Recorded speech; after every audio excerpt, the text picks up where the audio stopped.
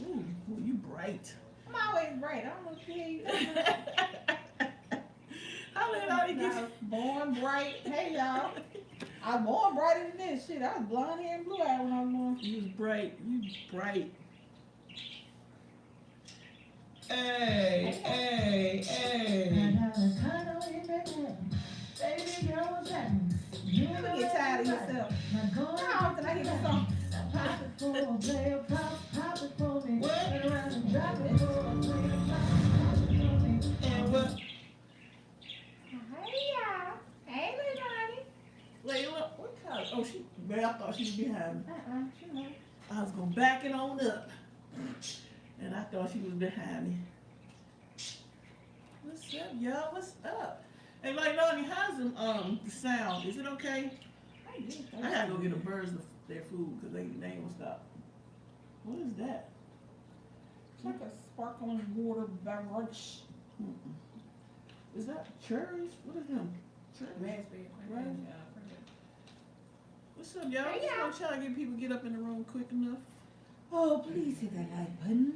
Hold on, let me put it on here. Please. Did you, Like button. you need to come up with a song, baby. I just sing songs. I don't write them. See how I look?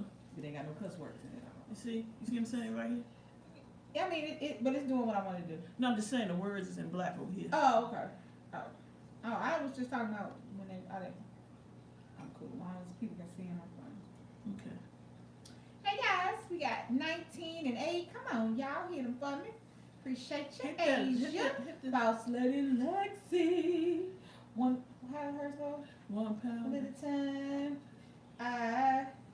Yeah, I don't know the song, but I'm gonna try. Boss Lady Lexi. You know that part. All right, I'm just I gonna know put that this. part. I'm put. You stupid. What's that, Lottie? How many happier? It's a great. It's a great. It's a great day here at Bomb Squad Land. Y'all ought to be happy paying attention. Come on, man. It's a great day. She be like, Hey, Pat. I think that's Pat. I ain't got my glasses. If I put my glasses on, I damn sure ain't gonna see it. At least I can act like I can see the words. Hey, Kitty. Hey, y'all. I'm gonna put this right here so you can see it better. Patty, lay your rump rolls down. I'm gonna put it right there in the middle. Can you see that?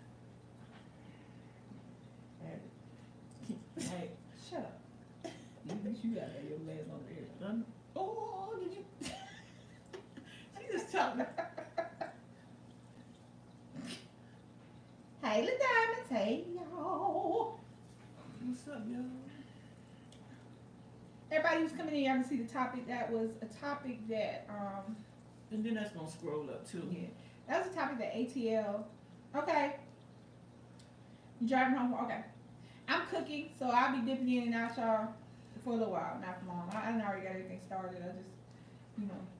Make sure y'all smash the like button. We got 16 and 13. ATL, she gave me the idea for the subject, so thank you, boss lady.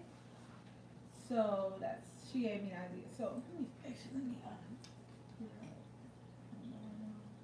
I was cooking, doing oven barbecue chicken, cream corn, broccoli, macaroni and cheese, and cheddar bay biscuits. I just asked everybody what they. Actually, I asked people what they wanted, and Nick, hey Bridget, all Nick said was macaroni and cheese. Mm-hmm. So I just did what everybody liked. Only thing I really brought to the table was the cream corn. It was just different. That's something I like. I put everything together.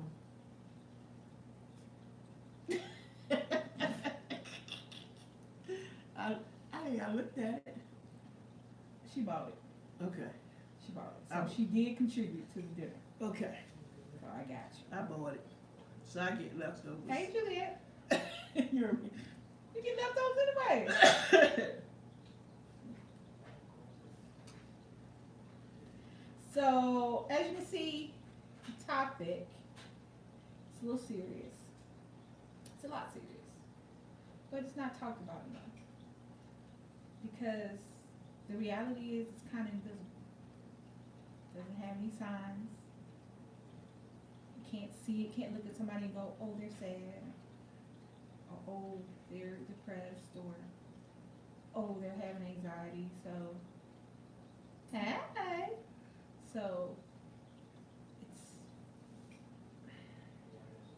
it's something that we should think about regularly. Because you might not be depressed, but somebody you know or love might be. Your kids. So that's why we're talking about it. It can be your parents. It can be a sibling. It can be a friend. It can be your neighbor. It can be pretty much Anybody. right. So Even your dog. See, look at her. that is she ain't right. She's old. I mean, like me. That's why I call her Cujo. And I'm Cujo single. That's alright. But so we're gonna let more people get in. And if anybody wants to get on the thing, you wanna put the thing up there? Oh no, Can you do it? Oh, you're not on that? I'm not on that. one. Okay, so we're not doing the panels today. I might come back later since I'm not gonna say that because I might play my game. Depend on if I want to play my game. I might feel like doing late I'm night. gonna watch the stuff out of Late here night recorded. talk. Since I'm the only one out of this duo gotta go to work tomorrow. I don't think I took tomorrow. You and Brittany gotta go to work. I said out of this duo. I'm just saying y'all gotta go to work. But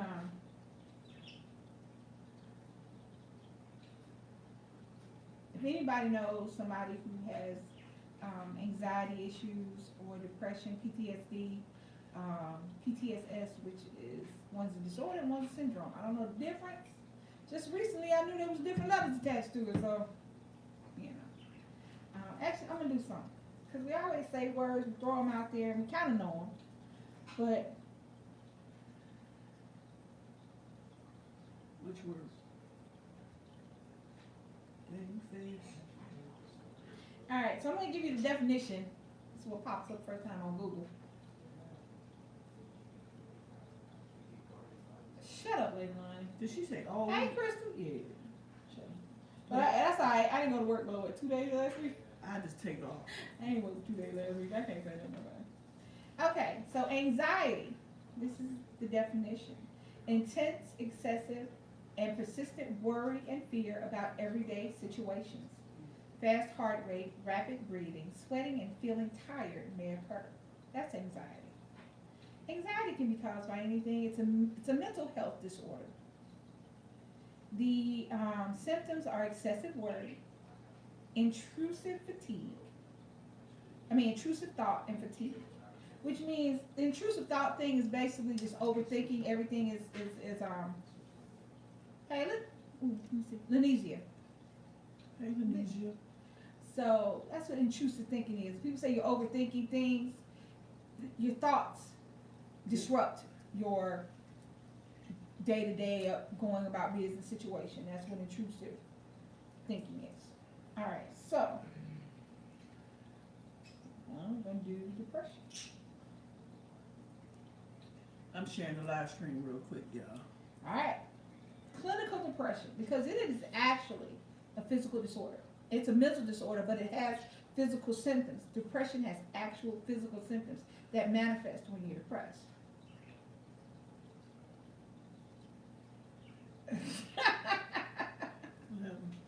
She said, don't worry about it. He'll probably realize that she got to work the whole weekend. Yeah, I ain't gonna let him know. Okay. So clinical depression, it is a mental health disorder characterized by persistently depressed mood or loss of interest in activities causing significant impairment in daily life. The possible causes include a combination of biological, psychological, and social sources of distress. So that's depression. You have manic. You have just a bunch of them. We're just gonna talk about these two because I'm not. We're just gonna talk about these two. There are a lot of variables. There are a lot of different syndromes and symptoms. There are a lot of different things people call it by. But the reality is that everybody, oh, you're just sad. Get over it. But it can be caused by anything. Hey y'all. Hey Casey. Hey Carol. Here's the thing. Hey Carol. I didn't see you. I'm sorry. I kind of want to focus on the young people because these kids aren't like us. We grew up bullying. We grew up with bullying and fighting and being called names, and there was no political correctness. You was fat. You was ugly. You was skinny. was short, he was retarded, you know, so there was no trying to figure out a nice way to say something. We grew up with people picking on the color of our skin, depending upon where you were, the kind of hair you got, kind of hair you don't get. We would fight on Friday and go to the game together on Saturday. These kids just not the same. I don't remember any of my contemporaries when I was in high school. I don't remember, now I'm sure there were, but just the people I knew, I don't remember any suicides or anything like that. But nowadays, it's not teenagers and the young adults. It's kids, and I mean kids. I mean middle school kids killing themselves at 6, 7, 8, 9 years old because of the things they're going through. And we don't want to put a name with it. In the black community, the reality is, and hopefully it's getting better, we are not big on psychological help. Therapists, psychiatrists, psychologists. We're not big on going to them. We will go to them if somebody makes us, but just seeking out somebody who knows more than we do about a topic and talking to them as far as our psychological issues are, you know, come on now, who grew up? Then I'm talking about, I don't need no damn psychiatrist. I can talk to you. You don't talk to people, I don't know. Right. But now, I mean, we have to get out of that. Because I can't imagine. I have a 15-year-old son that I worry about everything. But not out just freaky worry. It's just the things I know I can't got nothing on. I can't help him getting a broken heart. I can't help if somebody likes him. I mean, if somebody doesn't like him. I can't help if he's not in the in crowd. These are things I have no control over, and there's nothing I can do about it. But they affect him. Yeah, but here's the thing. When we say pray and talk to God, guess what? God is the one that sends you the psychiatrist, the psychologist, the therapist, the people to talk to. We always say that, but we forget that he has these people. He puts his aces in places, and it is our responsibility to use them.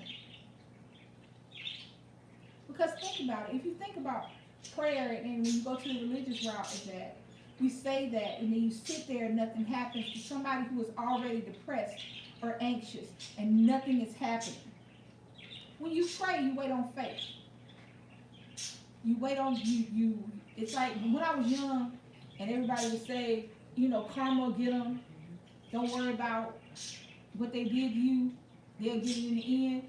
I used to be like, why can't they get it now? They doing it to me now. Why they can't get it back now? Well, until I got older that I realized that if you sit and you wait, oh. Gotcha. I said, yeah, that too. I'm sorry, Asia, my bad. I didn't read it right. Should have been late. But that's right. But when our parents and older people told us that back in the day, we didn't know to say, hey, but you know, mom, dad, auntie, uncle, God, if that's the case, then God created the psychologist, the psychiatrist, and the therapist. We didn't know to say that. We was just like, all right, we say our prayers, we ask God, and we hope it work out. And then when you're young and it doesn't automatically work out, then you think your prayers aren't answered, or you think that or God doesn't care about you, or you think your parents don't care about you. Thank you, Karen. Hey, Karen. And I can't know. I can ask Nick how he's feeling. If he don't want to tell me, I won't know. I can ask. Well, he can say he's feeling fine, but reality he's not fine. Right, that's what I'm saying. And then he can say it like you know, like he normally say things. He's a dry kid. My bad. Y'all know Nick is not. Woohoo! He's not super expressive, you know, unless he dances for extra time on Friday night. Right. But other than that,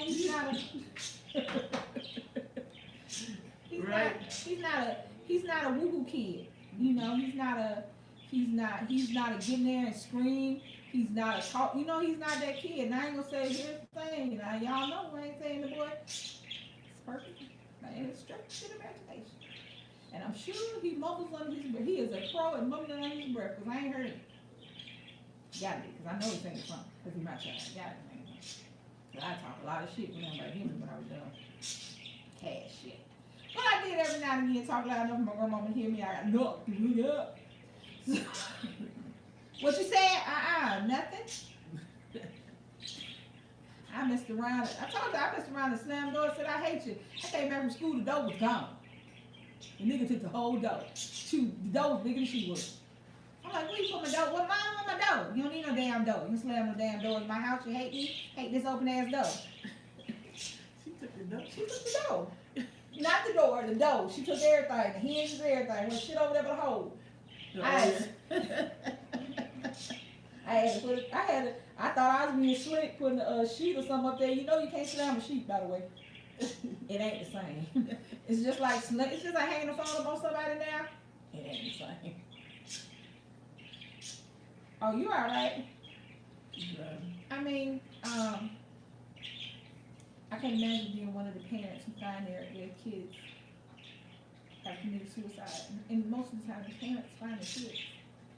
They go into their rooms and they find their child lifeless on the bed, hanging in a closet. The whole dough. Not a piece of it, not a part of it, not a deposit, and then she was talking shit. You don't slam no goddamn door. Well, she said that night. And my grandmother was a little black church lady in the South, so she didn't do a whole lot of cussing. I think I heard her say fuck one time. But most of the time it was damn and hell, you know, stuff in the Bible. So, she told me, there's some goddamn doors in my house. You don't pay for shit. I said, you took my door? I don't know how old I was. I was younger than Nick, but I was probably what you call middle school now. She took the dough. The dough. The whole dough. I said, you get your handyman. When I got old, I realized you get your handyman dog to build ass out of here, taking doors out of folks. Then now I ain't much bad. Nigga ain't got no door on the wall. I just take the bed. You do something bad enough, the bed gone, y'all. What's up, Superfly lady? See them waves? Oh, you took your thing off. Yeah, it's hot. You took it out. No, the heat is on. You just so like. If I laugh during this time and we make jokes, understand that I understand that this is not a joking topic, but this is who we are. You talk things out. Sometimes you just need to talk. Sometimes people just need to listen so that people know that they got somebody they can talk to. Sometimes you just need to know that there's a free space, a no judgment. Say what you want, do what you want. Let that shit out so that you don't feel like you're alone space. And that's always what real talk is. That's always what we are. There's no judgment in your thing. Black or white, young or old, whatever. Right. Because at the end of the day, who am I to judge you on anything you do? Because I know what I've done. And I know what I will do if necessary. So I can't judge nobody. So I cannot. But I understand you have got to listen to your kids. When you ask them, don't just assume you know your children. Don't just assume that you know their moods and that you know what they're thinking. That's right, Asia. Don't just assume that because you're their parent and you tell them not to do something, they ain't gonna do it. Don't just assume because they're not crying, they're not sad. Don't just assume because they're not cussing and throwing stuff, they're not angry. The generation now, y'all have gotten so, you can't show out on a teacher. You can't go up to the school. You got to have a committee to do this. You can't talk, kids got to feel like we got their back in all things. Because that's the only time we are the ultimate back for our kids. They know that we're going to get them when they do wrong. But they got to know that we're going to be there when they do right. And even when they do a little wrong, but what you're doing to them is wrong than what they did. These kids are not feeling that now. You have 8, 10-year-old kids, 12-year-old little boys killing themselves because somebody called them gay. They don't even know what they're gay yet. They might be, but they're killing themselves because they're being bullied because they're short, because they don't have everything that everybody else has, or because he's a nice kid, he's gay, or because he's a smart kid, I You know how many times when I was growing up, somebody would call Nick the little white boy because of the way he spoke? Same with Brittany. Hey, Windy City, hey, y'all. What's up, You know how Wendy? many times they used to call him the little white boy? Because, let me tell you something. My baby can be just as country as anybody else. He can get shit. He can't get rid of ghetto. No, you never I'm a seen little ratchet, but I ain't ghetto. I mean, I'm a little evil. I don't know what I am. I'm not ghetto. So I didn't teach him that. So whatever I taught him, so whatever I am, that's what he is. But he's the boy version of that. Because I'm not a dude. I can't teach him how to be a dude, but so you know how many times the little white boy, he talks like a little white boy. No. He speaks like he knows how to enunciate. Mm-hmm. He knows what the word means. I used to be mad. I used to be like, well, maybe you need to let your kids be around mine. How about that? Instead of sitting up there talking about he talk like a little white boy. Yep, they say that about Brittany when Brittany came out here in middle school. But see, these kids is different. Even Nick is growing up now. And these kids are. I was watching this video. Ooh, back up. I'm sick, but I take care of my 14-year-old daughter now for 2 years. My son's daughter. Oh, okay. Both her mom and dad are not in her life. I found out she was in foster care. That's right, Karen. I mean, right. When you're a parent, you do what you got to do for your babies. Sick and all. Sick and pain, raggedy. You do what you got to do for your babies. And I commend that. And see, you have to look at, like in Karen's situation, her baby's 14, going through things. Things are changing for them. We can't, do any of us, I am 52. I don't remember what I was doing when I was 14. I don't remember what I went through. But I've never been a 14-year-old boy. I've never been a 15-year-old boy. So I couldn't even begin to imagine what Nick is going through. His body's changing, his feelings are changing, life around him is changing, what he can and cannot do is changing. Right. That's right, Karen. Nick turned down? She's sad. I was a child raised by my grandmother. And my mom was not in, but sort of in. There was no dad. So my mom, my grandmother, and my grandfather were my parents. So to me, when my grandfather died, my dad died. So I wasn't a kid looking for a father. And my grandmother took very good care of me. Did you reduce it?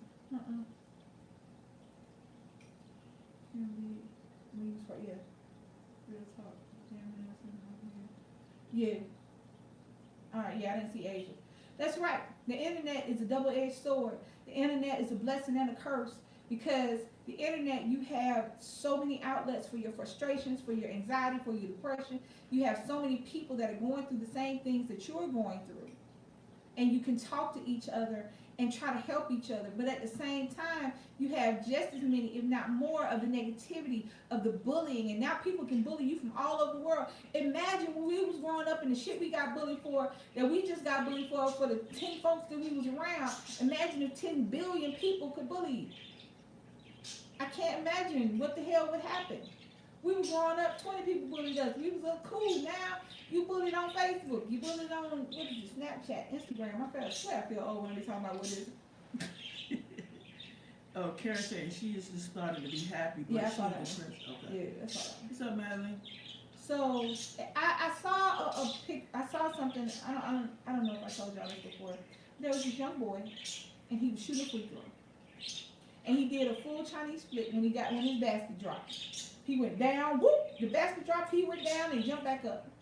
So I went through the comments, because sometimes on things like that, I want to see what other people are thinking. And the majority of the comments were adults talking about, I'd have beat my son's ass.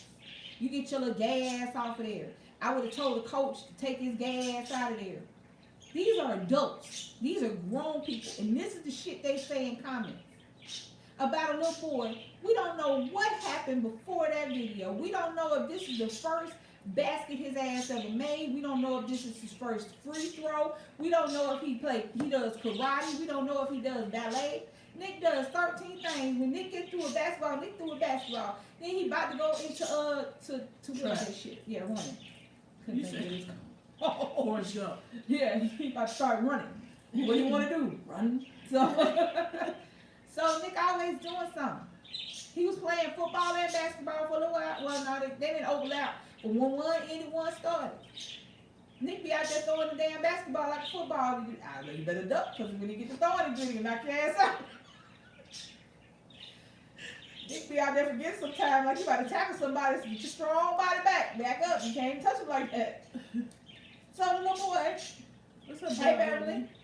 So the little boy did his split. And the majority, I'm telling y'all, 90% of the comments were grown-ass people talking about men and women. Not just men, because I'm sorry, I love you men. Don't be mad. Right. Y'all have a tendency to be a little more homophobic than women. That is just how you were raised, and it just is what it is. It has nothing to do with you personally. I wish that was not the case, but when it comes to homosexuality and young men have a tendency to be a little more homophobic than women. However, in this particular situation, it was just as many women talking that dumb shit as it was men. This baby was excited. And I wish I could do a split. Shit, I wish I could stand up without sounding like a damn Rice Krispie treat. Shit. I wish I could. I sunk a damn basket. I wouldn't do no split, because my ass gonna be down there. Because this is gonna be a whole other situation. We're gonna call it 911. 911, what is your emergency? Fat ass stuck on the floor. Gotta come get her. All of the comments were from adults, but most of the 90% of the comments were negative, talking about I'd have beat his gay ass. I'd have told the coach to take his gay ass out of there. What the hell if he is gay? What the hell I got to do with him doing a split? Because he's damn bad, because his free throw went in. You know how happy I be when the boy make a basket. Shut up. She make the whole. You know when he do something, it ain't just gotta be a basket. When he blocked, he smacked the ball out of somebody's hand. I damn near, I had to go, shit, I'm sorry, my bad. He damn near fouled out. I was happy about that. I bet you ain't put that ball in there when he was on you, did you? My bad, I'm sorry. I hate him, my hoodie. Stop making these children feel bad about themselves. Yeah, because that's what causes a lot of Stop making these adults feel bad about themselves. A lot of issues stem from that. Get mad when you see something and then do something about it. I cannot imagine. ATL, I don't know if she's in. That's what I meant. ATL, I sent her a thing on Oh, you did? Instagram. Okay. How you was gonna send it? Just on Facebook. Okay. Go ahead. Ain't y'all on Facebook? You on Facebook? I think so. Sure. Okay. No, I got it. Go ahead. So she was telling me about how one of her friend's daughters or a child had committed suicide. I can't imagine going upstairs and my baby is so depressed and so sad that he thinks that he can't. The only thing possible is to die. The one thing we do when we born, once we realize all we want to do is live. You take medicine, you go to the doctor. If you got the willpower, you stop doing bad stuff, or you slow it down. As you get older, you stop doing shit that can get you killed. You want to live. What child does not want to live? And what is going on that the child doesn't want to live anymore? 18, 17, 12-year-olds, 9-year-olds. 9-year-old was bullied so bad in school. He was 9. He was beat up. School didn't do anything about it. The little boy was on the ground, knocked out. School did nothing about it. Didn't tell the parents.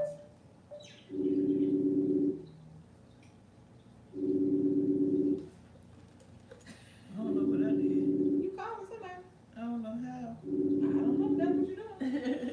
She called somebody. That was you. She told him touch it stuff. I know, right? I don't see it. Where's your mind doing that? You calling me, dude? Oh, my bad. Mm-mm. Go ahead. Mm-mm. That's crazy. That when they went back and they looked at the video of the little boy, they saw him getting beat up. The way the camera was set up, you just kind of see a slight bit of the action. They saw him getting beat up. They saw him laying on the ground. Teacher's not doing nothing about it. Nobody's doing anything about it. And he kills himself. He hangs himself. His mother found him in the closet, in his room. Nice, cute little boy, 12-year-old little boy playing football. For some reason, they started telling everybody he was gay. He killed himself. Hey, Dallas. Hey, Susan. Hey, Susan. The sound is low. Is it low? Mm-hmm. So, hold on, yeah. But, thank you, Susan. Leilani, how is it on your end? Leilani or Asia? Leilani is. Asia, how it is on your end? Because sometimes it's on other people's ends. Hold on, I gotta turn it up. Hold on. Say something. Say something.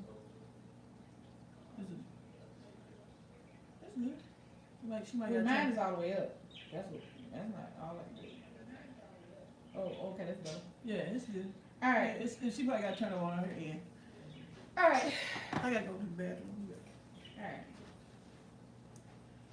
You want me to check something in the kitchen? Oh, you're not in the car? Oh, you're in the car. Yeah, baby, see if that water's boiling. Where you going? Yes, Asia, yes. And do you know how many fucked up, I'm sorry, I'm about to cuss. You know how many fucked up comments that boy has gotten for embracing his child?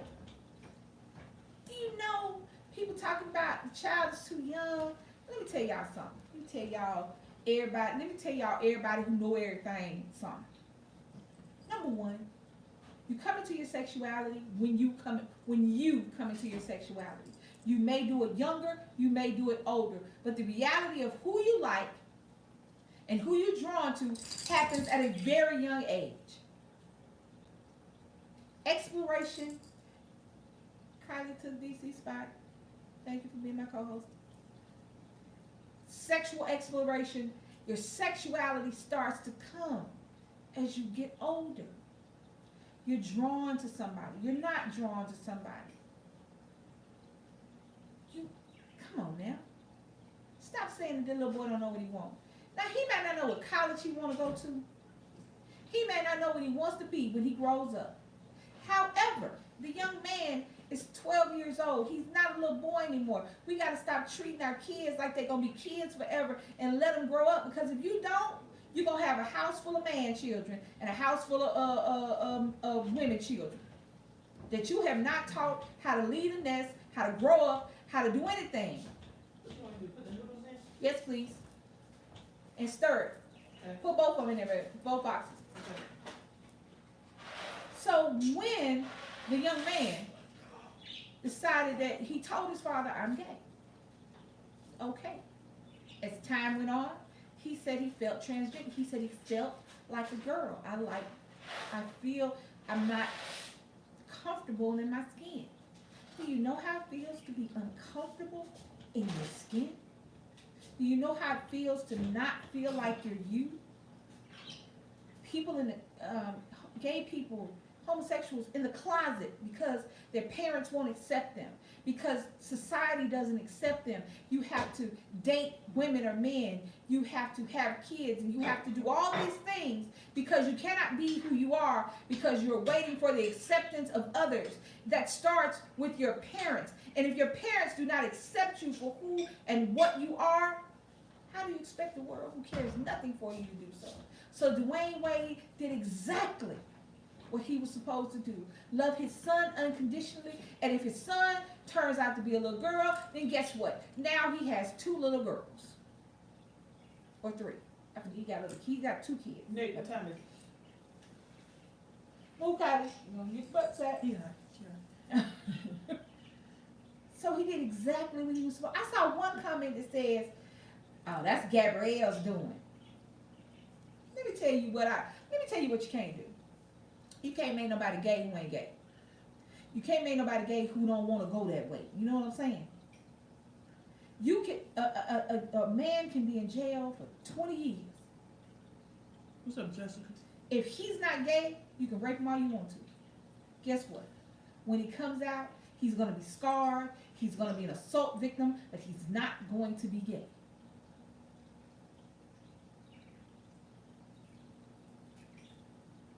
So Gabrielle didn't gay him up. However, she gave him an environment that he felt comfortable to be himself. That's not his mom. But she gave him an environment where he was comfortable to come out to his parents and to the world. You know how hard that shit is? When you're just doing it for a few people? He's in a situation where everything he does is in the public eye for billions of people to see. And he's a child. And he is handling that shit like a champ. So for everybody who looks at their kids and say some old dumb shit, I did this to his gay ass, you need to sit his ass down, I'm gonna beat his gay ass, I'm gonna beat the gay out of him, or whatever, you the one need your ass whooped. You the one somebody need to beat on. These kids didn't ask to be here. And y'all bring them here and then mess them up. And then you want to send them out in the world. And then disavow all knowledge of how they got to be the way they are. Thank you, Lana. Then you want to disavow all knowledge of why your child is uncomfortable with himself. Because you didn't give him a space where he'd be comfortable at. So I'm just going to start with that and I'm going to move on. The reality is anxiety is real for billions of people. I had never felt anxiety before. Whatever going to happen, going to happen. I carried my ass to Atlanta.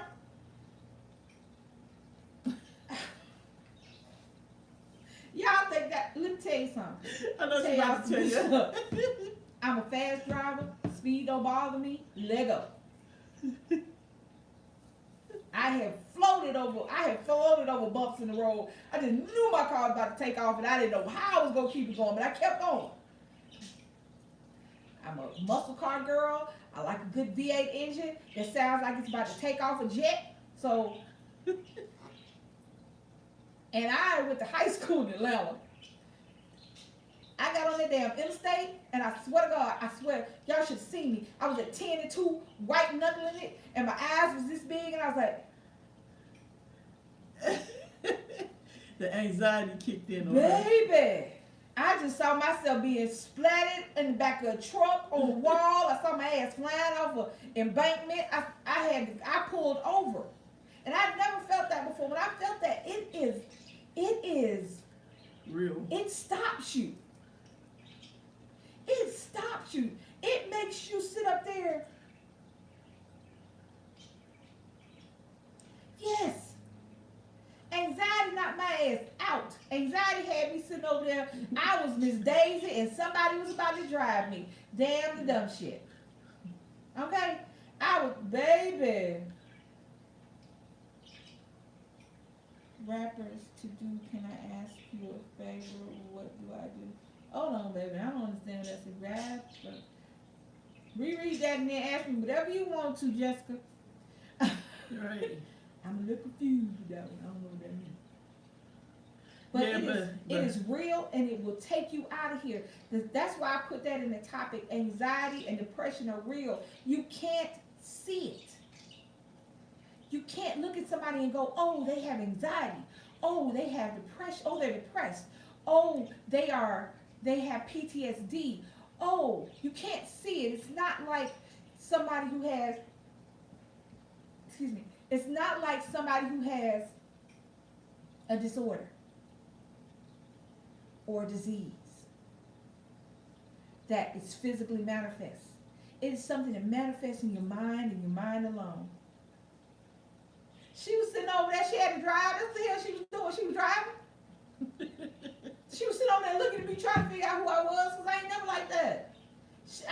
We were together 6 years. Yeah. I ain't never been anxious about shit. Whatever. Let's go. This was when we did collaboration when we went to Atlanta. When was that? The summer? Was it the summer? Yeah, it was hot. Well, it was last year. Yeah. And yeah. And they were driving fast. And I didn't drive in the whole time, but she I was gonna drive for her because we drove down there. So she was like, I'm gonna drive. So she was driving. I got a nigga down there. And all of a sudden we got on the interstate and all the cars was going like 90 miles per hour. She was like, she had to pull over because She was about to like lose Baby, it. I was about to lose my mind. My heart was beating fast. She was I like, don't have that shit. I'm telling. It's not that I'm Billy Badass. I promise you. I know for a fact there's some bigger badasses out there than mine. I know that somebody can beat my ass, especially now. I got 2 bad and bitch. I can't run. Ain't nothing I can do. However, I don't have anxiety about stuff because it is what it is. yeah, she started getting nervous. She was like, baby, my heart racing. I like, was what? hot. I didn't even have hot flashes. What the hell? I had hell flashes. It wasn't even hot flashes. I was. We pulled over. We had to laugh about it for a minute.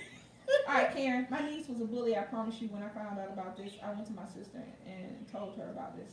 We the parents have to stop this. If I'm wrong, tell me. You are not wrong, Karen. You're 100%. Let me tell you what we as parents have got to stop doing. Thinking that the only thing our children learn is what they learn in school and other people teach them. Number one, everything a child learns should start at their house before they go to school. Nick never went to daycare. But when he went to kindergarten, he knew ABC 1, 2, 3. Colored squares, colored shapes. He could write, he could sing his name. Okay? So you teach them, well, look, here's the thing. Kids act like, he's right. You can see a child's personality starts developing. Who they are starts developing when they're an infant. They start walking, talking, their mannerisms. Let me tell you something. If you sit up here and think your kids learn everything they know from you, you're stupid. Some of that stuff is just who they are. Mm-hmm. Some of it is learned. A child, we adults, people, we are a sum of millions of little parts. We are a sum of millions of moments. We are a sum of who we are, who our parents are, our traditions, our cultures, and our environment. We are a sum of these things. Each aspect makes one person. Don't discount what your child is telling you because your child is a child. If your child is telling you, I'm sad, mommy, find out why. If your child is telling you, I'm uncomfortable, mommy, find out why and with whom. But if your child actually, you know your child and your child acting different, find out why. Right. You should know how your child is. You should know when your child like not doing the things they normally do. Or they start doing things they don't do. Right. They start, that one time I was telling you about, Nick got in trouble for that long period of time, that wasn't him, because it was just dumb. Now he just don't pay attention, because he just don't. Why not? I didn't want because I know all the shit I used to do when I was a kid coming back, whatever. But it's just some shit he not dumb. Right. And he likes his stuff. He's an only kid. So he's all just ever had his way and the highway. So he was doing dumb shit. So I had to figure out why, because that's just not him. Hey, Nick. Nick. You got the headphone. I got good headphone. I got some noise canceling. Turtle Beach. They can't get nothing.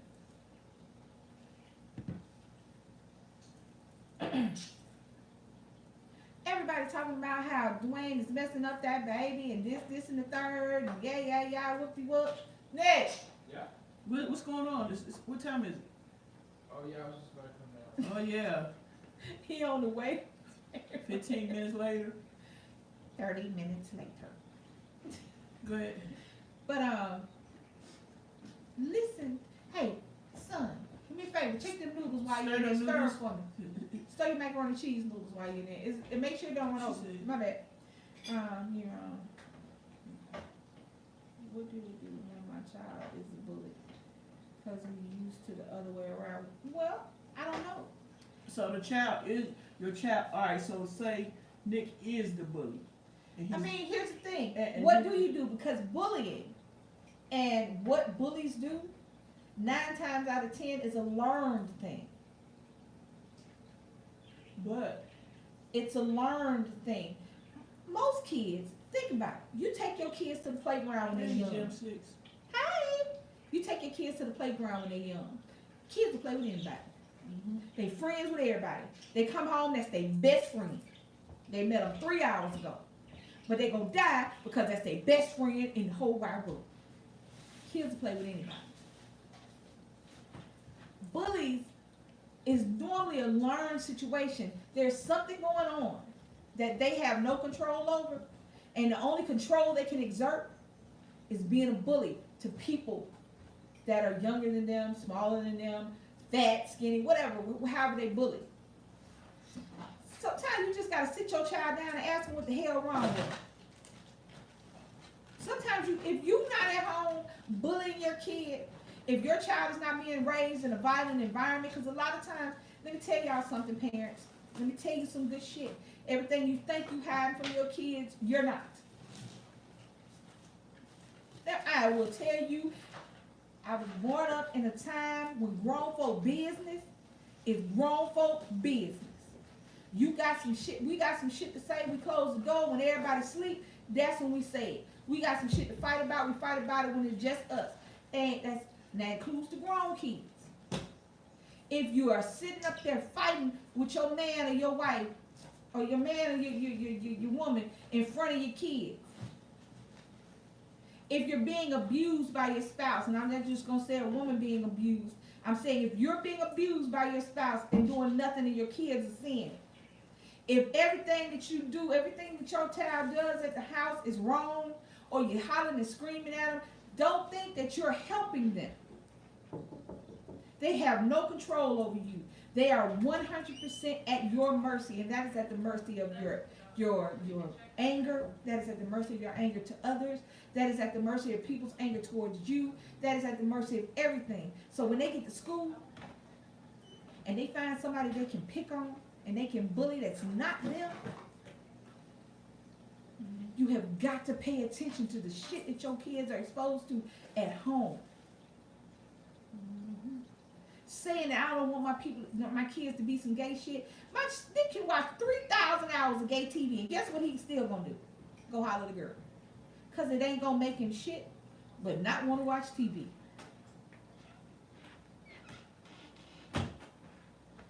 You can't. Two women can't raise nobody. Y'all need a man. Two men can't raise nobody. You need a woman. What you need is love. That's what you need. What you need is love and understanding. You need an actual relationship. You need for your children to see love between two people so that they don't think that love is screaming and hollering and fighting and fussing. Regardless of the sexuality, because that's just an aspect. That's not the entirety. I'm not going to sit up here and not be affectionate with my wife, at the time my girlfriend, because he needs to understand that people who love each other, they hold hands. They sit on each other. They kiss every now and again. Because that's a relationship. He needs to understand that. He don't need to see us arguing and fussing and fighting and hollering about no dumb shit all the time. Because that's for us. That ain't for them. But they do it. You have to pay attention.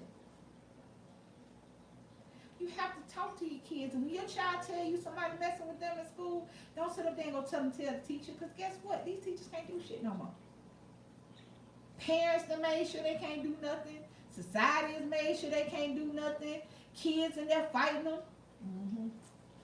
Parents in there talking about why you give little Timmy an F. Bitch, because little Timmy's 17 and don't know his ABCs. That's why he got an F. She said her 14-year-old's watching. All right, Karen. Hey, what's your niece's name? Put her up in the thing so I can say hello to her about her name. Right. Treat your kids the way you want them to grow up. Treat your kids. Now I'm gonna tell you something. Nick is my baby. I had him late in life. So yes, he is spoiled rotten. What else? Nick. Son! Yeah? Come here. Oh, and he hated his name. He like, oh, damn. I know you want to say, it's some bullshit name from down there. But he still comes. Yeah. But, I mean, you can get his input. You Yeah. know, As a matter of fact, sit here for a second. We're talking about anxiety, depression, bullying, suicide, things like that. ATL, hey baby. You got to watch the replay on the beginning part. Go to the beginning. We're talking about what you sent me. You know, I'm not saying any names. I'm just using that as like a springboard. I got to learn in the kitchen, guys. Okay.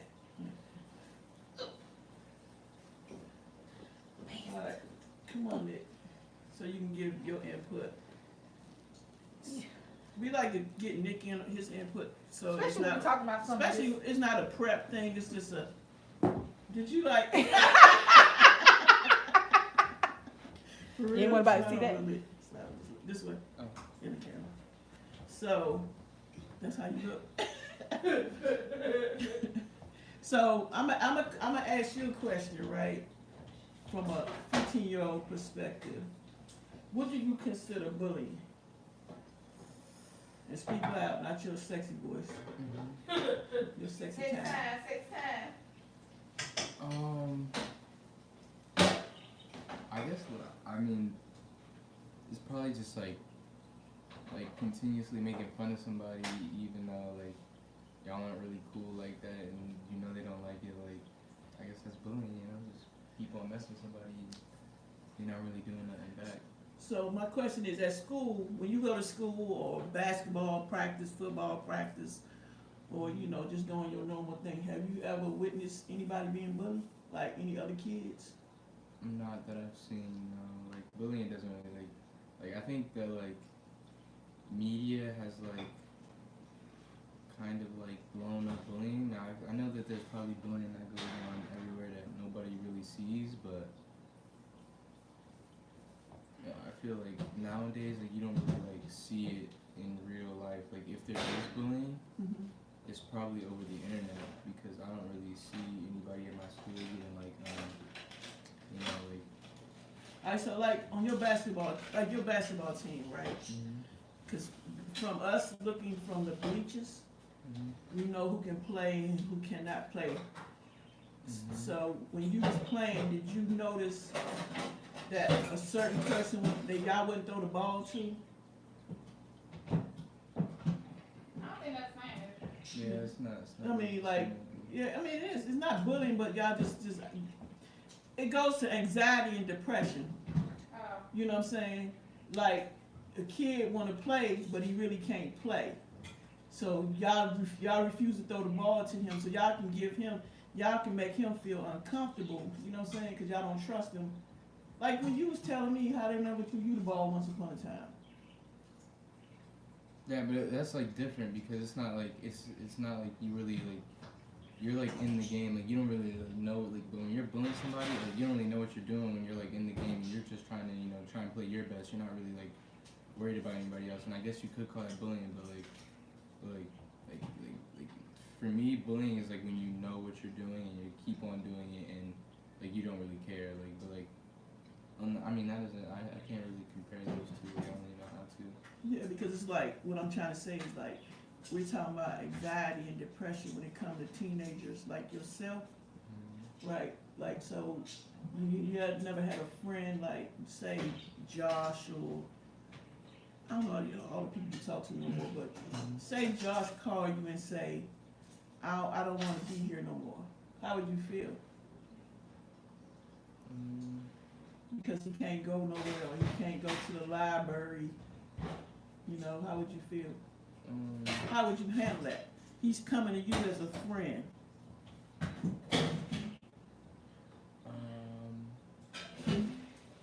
don't know. I mean, I never really.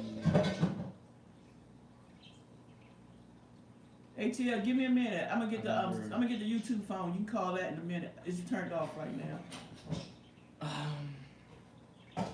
I mean, I guess this your best friend, and he's coming to you, cause y'all talk every day. But this one particular day, he calls you and say he don't want to live no more. Yeah, I mean, I guess the only like way I could like really handle it is try and help him out, because I mean, there's nothing else I can really do for him. I mean, I could talk to him all I want, but at the end of the day, like. I can't like go in there and like really control Would you it. tell us? Would you tell us as parents, or would you just? I don't know if I would tell you guys, but I would definitely tell his like family, because I feel like that's really their business, Well, how you gonna get hold of their family? Because I knew his sister and all of them. Okay, you had a number and everything. I have their Snapchat, yeah. Okay, so you would tell the sister. I mean, that's a good start. You start somewhere. Because she lives with him. I mean, like if he's calling me on the phone, there's nothing I can really do about it. I can't, She said, stay on the phone and call the police right away. That's what JoJo said. She's gonna get you. Okay. So, you would call his sister, well, you would snap, what you doing talking to his sister? Yeah, sister older. I'm just like, babe. She said you're gonna do that. So, you would handle by getting a hold of his parent, of his family. Yeah, okay, because a lot of people won't tell. They just try to, you know, as a child, like you said, you didn't know how would you handle that. But in a sense, you would contact the sister and let them know. Because we have a lot of people, what we're talking about, that has anxiety and depression. Have you ever felt depressed? Or do you know what depression means? I definitely do. What do depression mean to you? It's just feeling hopeless, you know what I mean? Like, unmotivated, you know what I mean? Just not feeling like you're there. Almost. And I mean, I don't really know if I've like. Baby, go on and get that YouTube phone. It's on the shelf on the right side. Did you see where Charles put the shredder? Oh, it's in the cabinet down. It's in the bottom. I can go get it later. Okay. But no, I can't really recall being like depressed. Cause I mean, if you're really depressed, you don't really know it until other people like point it out to you or try and like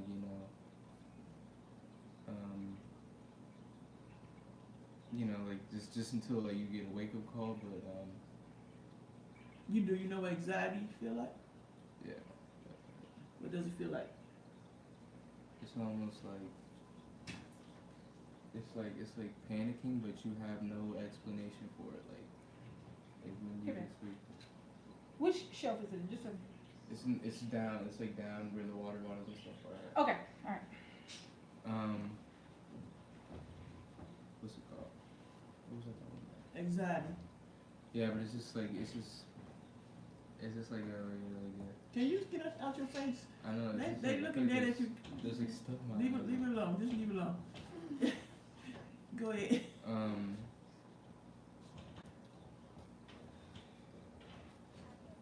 But it's just feeling like panicked and like you have no real explanation for it, feeling nervous and you have no real explanation for it, feeling like you feel pressured and have no real explanation for it. That's what it is. So, have you ever felt that? And do you know what made you feel that way? No, because I mean, like I said, it's like you don't know why, but that's just how you feel. You have like a pit in your stomach, and you don't really know why, but it's there. Somebody said if someone called asking for help. Wait, what? I'm reading that. Stay on the phone and call the police right away. That's what JoJo said. If Josh. I don't know if that would be like. No, hold up. I just got the YouTube phone. Hold on. So. I mean, I don't want to blow something up if it's something that can be controlled in the household, because it could just be really like, the people around him don't know, and he's just trying to go through it like everything's cool and all, but it's not cool. And But still, if Josh called you with that type of feeling of taking his own life, you can't hesitate to inform somebody. Because then what happens if he does it and then you didn't say nothing? How would that make you feel? yeah, but it's just like the police wouldn't be like my first thought of of telling somebody, because I don't know. Read out loud. My daughter is watching me. I hope it's okay. She's 14 and is going to die in depression. What do you do if your friend is a bully and you're not? A question from a 14-year-old. if my friend is a bully and I'm not, Okay. I mean- Steven is a bully and you're not. yeah, And you hanging around him. I mean, I don't really have any like experience on that. I mean, I don't have a lot of people that I really hang around with, and when I do, it's not like we're really interacting with anyone else.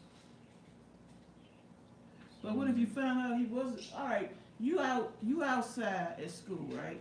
Get ready to get on the bus, and your buddy that you ride the bus every day with start bullying people. As a friend, what would you do, or what would you say to that person, or what would you do? Period. I mean, really, because if they're like doing it and they think it's like funny and they're like, you know what I mean, like they're trying to like, they're just doing it because like they're trying to make other people laugh, like, then yeah, I would say something. Like, I mean, to me, like, most like bullying isn't funny, but like let's say like it's like a bunch of your friends and like you're at the lunch table and y'all roasting each other, like that's not something I'd be like, oh dude, that's not cool. But like if it's just like some random like person like this is trying to go to school on the bus. All right, so say for instance Josh. I'm just using Josh because that's your best friend. He's a bully, and you know he a bully. And he bullies people all the time, or he's picking on the same person all the time. As a best friend, what do you do? I mean, all you really have to do is be like, yo, like, that's not cool because. But like, even though you say that, he's still doing it. What do you do? Do you continue being his friend, or do you remove yourself from a bully? I mean, that's probably what it is. Cause I mean, No. because I don't know. Like, it's just like, I don't see anybody bullying anybody. So I don't really know what I would do. Especially if it just randomly starts happening out of the blue. Like, if he was a bully from the time I met him, I probably wouldn't be friends with him in general. But if he just started bullying somebody out of the blue, I don't really know how to respond to that because we've been friends for really long, and it's just for him to start bullying somebody and I just cut him off. Like, I don't really, that's not. Because you know what happens if if Josh bullies somebody and you're there present with that bully, you can be in trouble with the bully because you with them. You condoning, you laughing, and you know how y'all. No, like that's what I'm saying. Like if somebody's like, oh, trying to do it to get a laugh, that's when you be like, that's not cool, and they'll feel uncomfortable and they won't want to do it more. Cause like let's say, like for instance, you're bullying somebody, but like we're younger, but like you're my friend and you're bullying somebody, and you're trying to make me laugh or like people around us laugh, and nobody's laughing, and you're just trying to like pick on this person. You're sitting there like, okay, maybe no one really cares. Like this isn't cool, and like. Right, because you know what can happen if you keep continuing to bully somebody. That's when anxiety, depression on that person y'all bullying starts. You see what I'm saying? So you have to be careful and mindful of who's the bully, who's bullying who, and what role do you play as not the bully. I mean, it's like somebody bullying somebody in front of you is really all about, they just want that attention, you know, they want to get, but if you just tell them like no one really wants to watch that, and they'll feel like, alright, yeah, maybe I should stop, because they're doing it for no reason, Right. Yeah, that's good. Okay. ATM, I dropped that. Yeah, but every day that happens, and you might not even know. You know, y'all do a lot of roasting, so. Yeah, but we never really like I don't go out of my way to talk to people like I don't really like already associate with. Cause it's not like, you know, like the only time I'll talk to somebody new is if it's like somebody else's friend that I normally hang around with, and then I'll try and get to know them before I start like making fun of them. Okay. You know what I mean? Because you don't really know how a person is, and you just start making fun of them like off rip, but it's not gonna be like, they might not be like, oh, that's funny. Alright, so ATL, you wanna go ahead and call in? So I hope Nick answered your questions, you know, that you want to know. Karen Lewis. No, she isn't, and her friend, and she can secretly talk to you. What? Oh, there's her speaking. Yes.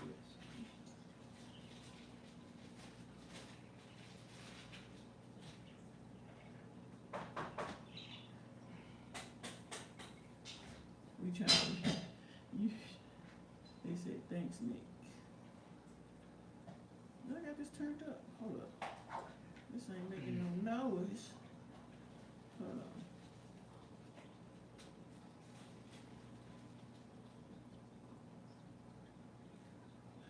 She said, this if she stops being the friend bully's friend, like she gets bullied too.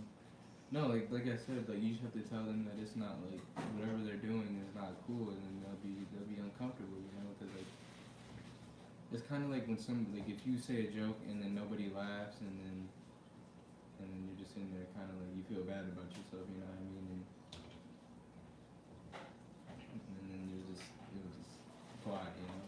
Right. Alright, ATL. The number's up there if you want to go ahead and call. And, you good, Nick.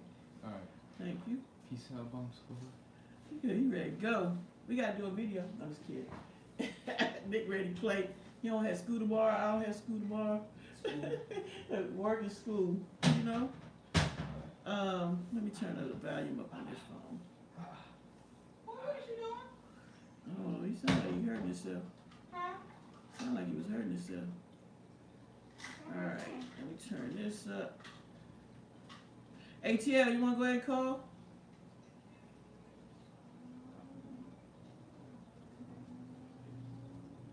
Yeah, I got calls. You know I don't turn this phone on. I'm trying to get it up. Alright, guys.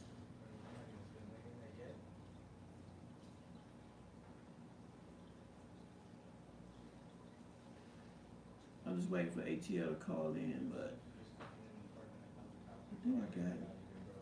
There you go.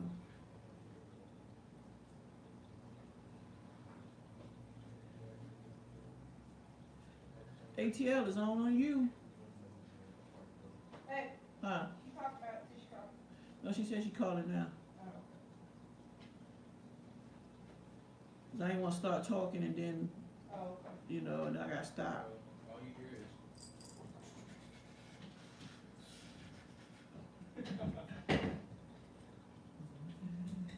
Whew, it's been a long day, a long week. Alright, we just waiting for the ring. And Lisa in the kitchen. I wonder if I can hook this up to the Bluetooth. You think it'll work? Sure. Does they have Bluetooth capability? Yeah. Hold on, I'm gonna try to see if it works.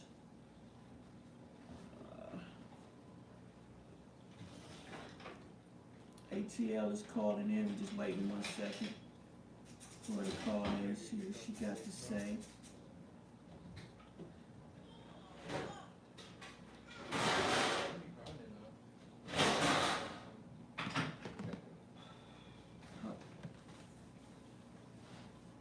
Yeah.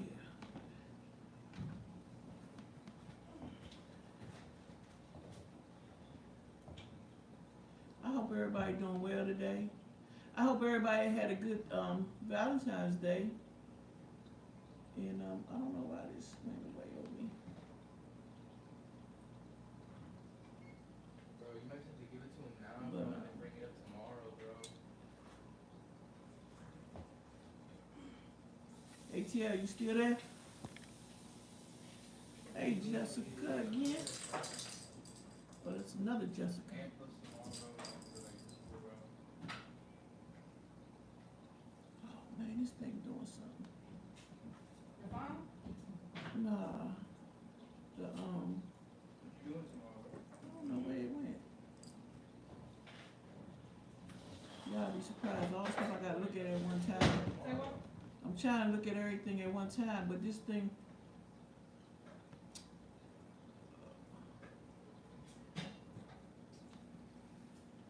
ATL, call in, girl.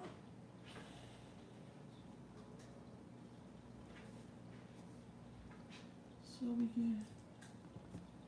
We gonna be on too much longer. Oh, there you go, right here. Let me check the phone, make sure it actually rings. Maybe if you holding the phone, you'll see it even if it ain't ringing out Yeah, but it's, there you go.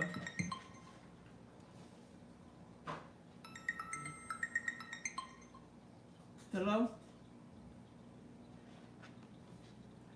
Wait a minute, hold up. Hello? Hey, hold on, let me see if I can get this to go through the thing. Why this phone so low? I'm gonna have to invest in the Google phone number. Cuz, about cheap phone. Say something, ATL. See, the Bluetooth ain't working on that. Alright, I'm gonna just put you on speaker. Alright, go ahead. Okay, can y'all hear me? Yeah, I hear you. So I have the phone that I normally do, like, where I can see the chat and stuff, but this time I can't. So if anybody has a question for me, and I can try to answer it, if somebody can read it to me or whatever. But, so I'm trying to figure out, like, exactly where to start. I just know depression and anxiety is very real. It's not talked about. It's not talked about in the young generation, really even adults, because they're afraid of being judged or, people thinking that, they're crazy or something like that. But if you know anybody that is dealing with depression or anxiety and they ask you not to tell, please do. Right. If there's a bully, please tell. Can you guys, I'm not gonna be, hold on, can you guys, press one if y'all can hear her. Press one if you, I couldn't really hear.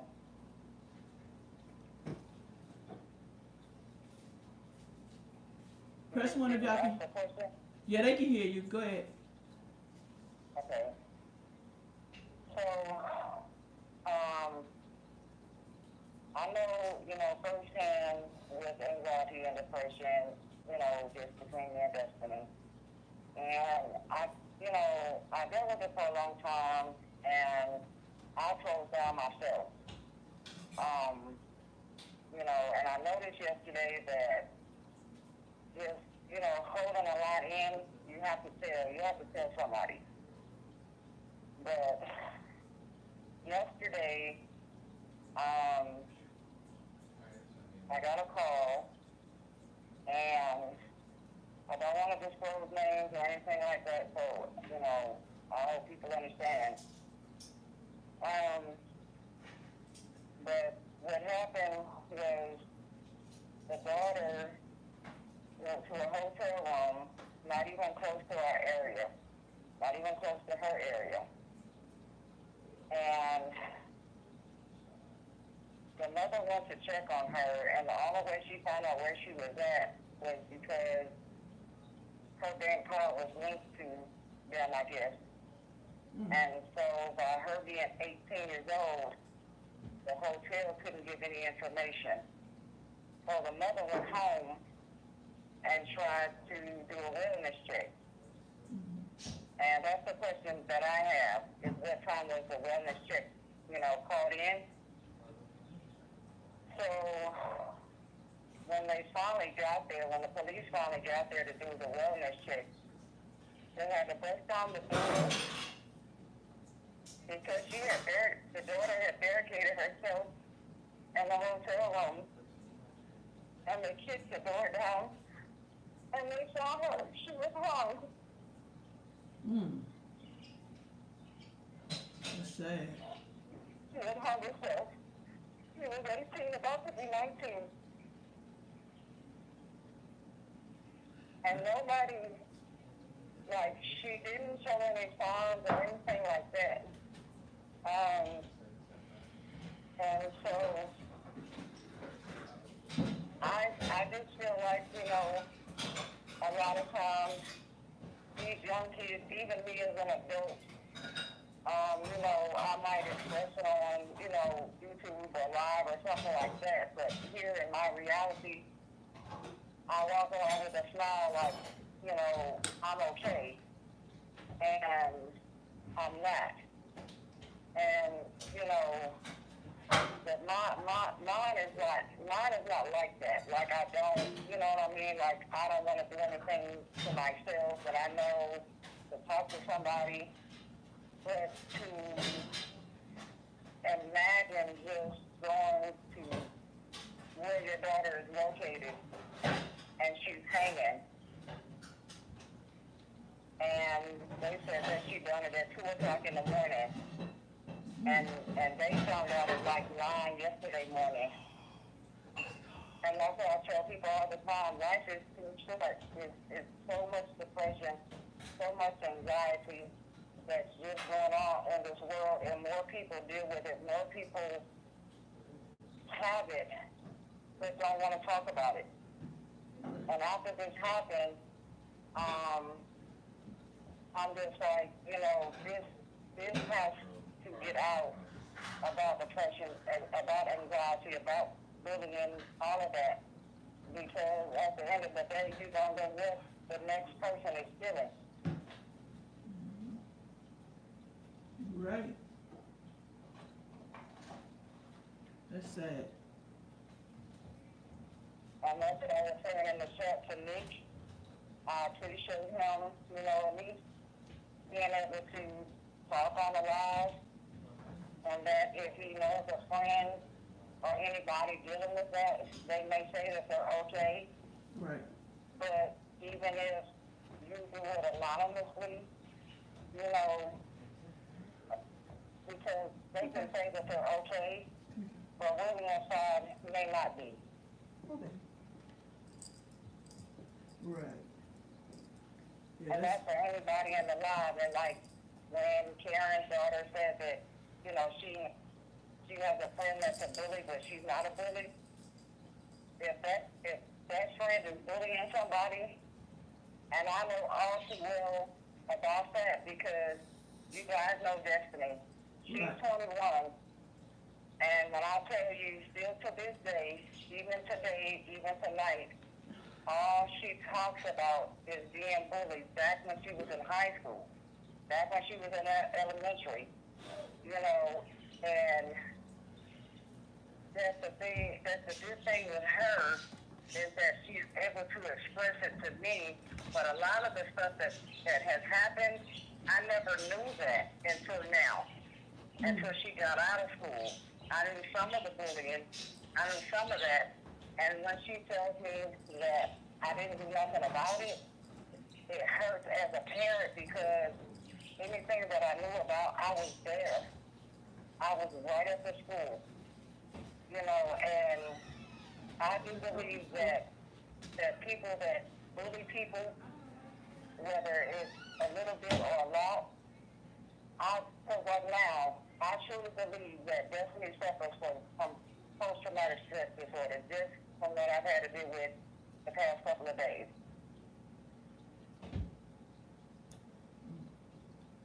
That's a lot. And this is real. Like, you know, losing a child is not easy. It's definitely not easy. Right. That's too much. That's a lot. And, you know, that's what I was saying, like on Facebook, like I didn't want to, like, disclose anything. But as I laid down last night, you know, I could see her posting pictures and videos and just missing her. And no parent wants to go through that. Right. And I never would have thought, you know, that I would have had to call a mutual friend, and that's what she told me, because I never saw that with her. I never would have thought that. She walked around with a smile. She was beautiful. She was, you know, in college. I never would have thought that. That's the thing. We don't think about stuff like that. We try not to think about stuff like that. We don't think about all the stuff that we went through as kids. Our kids are going through it, but on another level. We don't want to think about that. We think about first dates, proms, graduation, where they gonna go to college, who gonna break their heart, what we gonna do if they break their heart. We think about all those things, but we don't think about the fact that our kids are suffering in ways that we can't imagine. I doubt there's a parent who has experienced the loss of a child to suicide has ever said, I expected my child to kill themselves. I expected to find my child dead. Nobody ever says that. If somebody says, you know, when you tell somebody things like that, oh, the first thing you thought about was she was smiling, she was happy, she was a beautiful girl.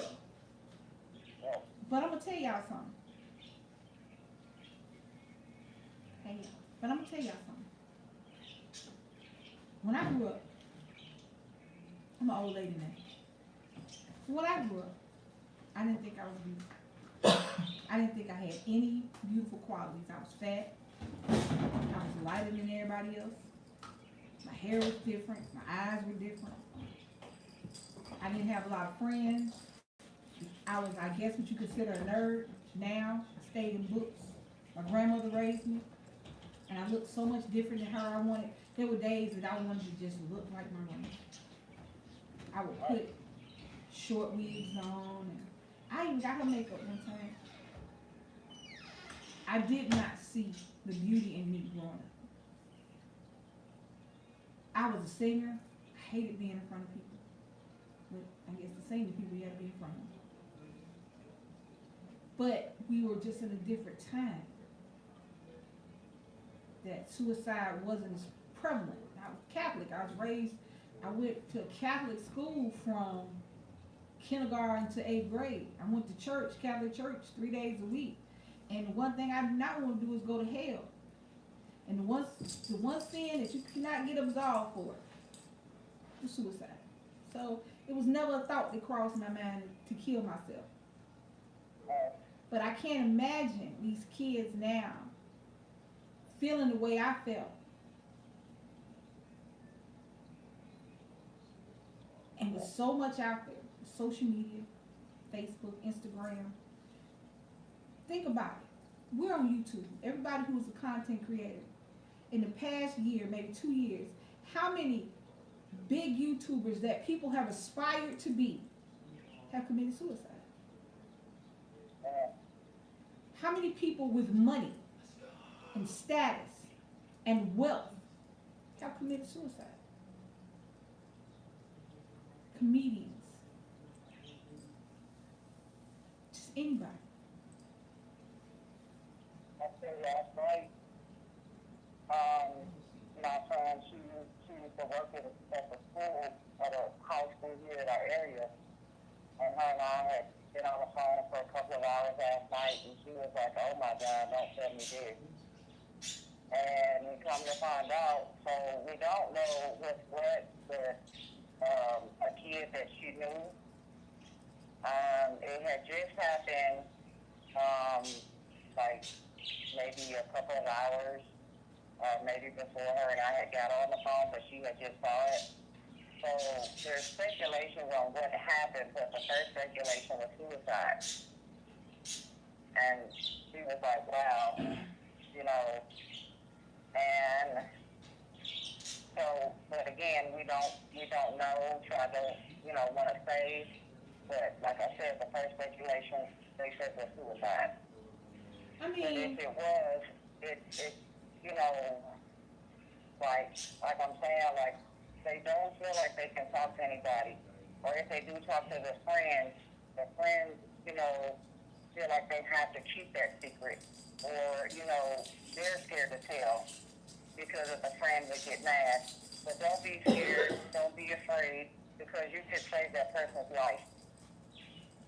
And that was my question yesterday. And my friend was like, Karen, just don't ask that question just yet, because like I told her, I said, as a mom, I can think of these questions, but had this been one of my kids, I probably couldn't think about it, especially it just happening. But my question was, what time was the wellness check called in? Because, like I told her, just using as an example, if it was called in at 9 o'clock at night, and the police didn't show up till 12 o'clock at night, she killed herself at 2 a.m. That's on their hands. That's how I feel. Now, she said that was a good point, and once the mother, was able to, just talk. And the sad part about it all is she literally wrote everybody a letter, a suicide letter, even to her mother. Mm. The mother hasn't been able to open hers yet. They had to give it to the police and they made copies, but, like I told her, that's going to hold some answers, and she may not ever be ready to open it. No parent would be. I mean, I don't know if I'd ever open it either, because I was listening to what y'all was saying in it while I was in the kitchen. I'm gonna tell y'all something. When somebody wants to kill themselves, they don't tell anybody. They don't call anybody. They don't show it on the outside. They don't call the police. They don't call family. They don't call friends.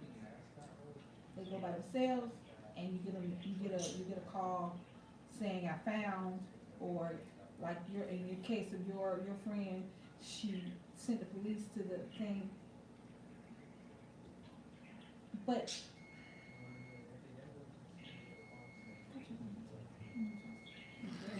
Okay.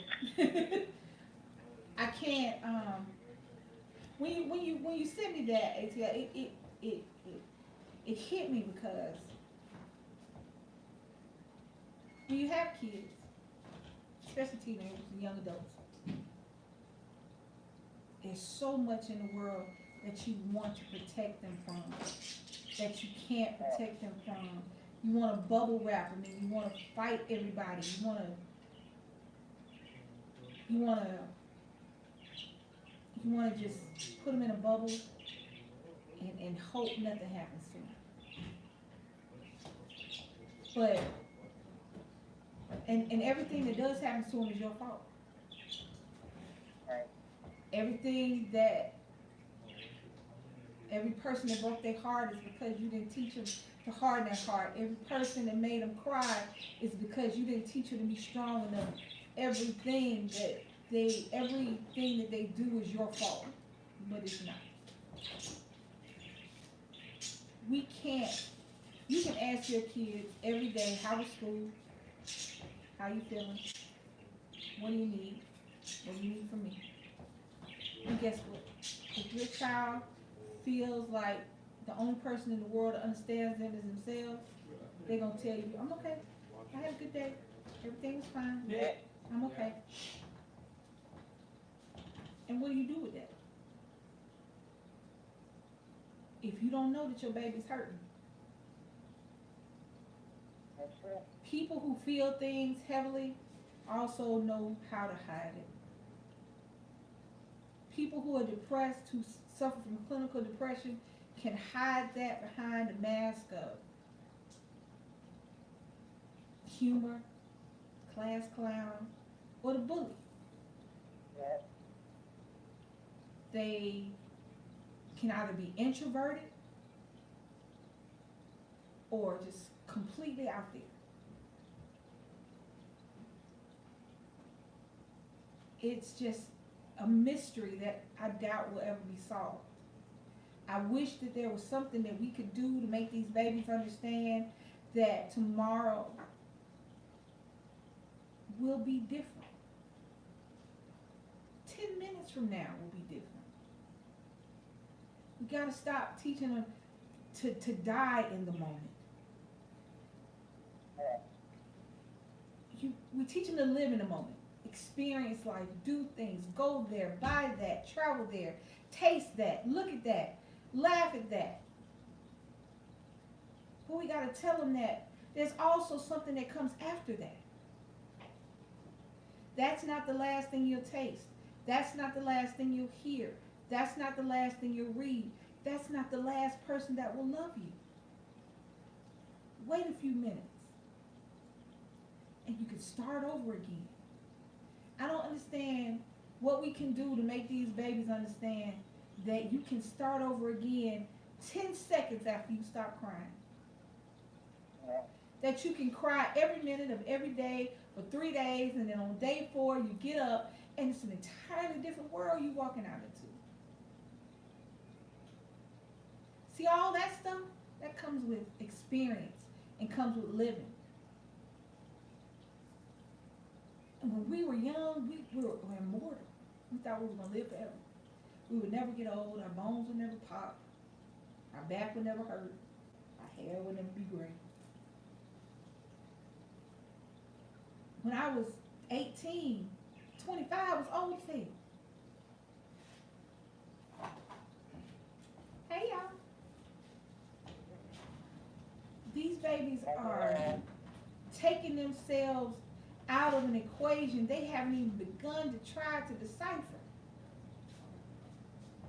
Life is an infinite mathematical equation that has no ending. And they're taking themselves out without giving themselves a chance to even write the first answer. It's infinite answers, it's infinite lines. You can do so much. But I don't understand why they don't know that. And see, like, when I say people don't talk about this and stuff like that, I'm one of them. You know, I may say, you know, things that's going on with Destiny or different things, you know what I mean, like different things like that. But after this happened yesterday, I understand. I understand how it is to keep quiet and don't say nothing because you don't want anybody to look at you and think that you're crazy or like something's going on. But like, as a teen growing up, oh my God, I had 60 seconds left to live. My mom, I was very depressed. Something had happened to me. And I didn't tell anybody. And my mom and my stepfather at the time had left the house. And I told them I was okay, but I wasn't. I just said I was okay. And my brother and his friend found me in the house. I had took a whole bunch of pills. And by the time they got me to the hospital, I had 60 seconds to live. My grandmother, which was my stepfather's mom, even though, you know, to me, in my heart, she was always my grandma. But they wouldn't let her find anything to start working on me. And by the time my mom got the call to come, I had 60 seconds left. I'm so sorry. And by the time she got there, they saved me. But let me ask you a question. Now that you So that's it. Now that you got older, and now that you look back on that situation, can you say why you felt like the only option you had? You don't have to say it out loud now. You don't have to type it. You don't have to tell anybody. But can you look back and put words to why you felt your only option was to die? Yeah. You can? Yeah. See, that's the thing. Even if you don't tell us why, the fact that you know why is something that came with age as you got older. I wish these babies would understand old ain't bad. Old ain't a bad thing. There's so much. This world has so many options for everybody of every age. When you have had something happen to you, Hey, sweets. and you feel like nobody will understand, I can almost guarantee. Even back then, when that happened, you know, people talk, people spread rumors. It was like it was over a guy, it was over this, it was over that. And honestly, nobody ever knew why. I didn't speak on it until I got an adult.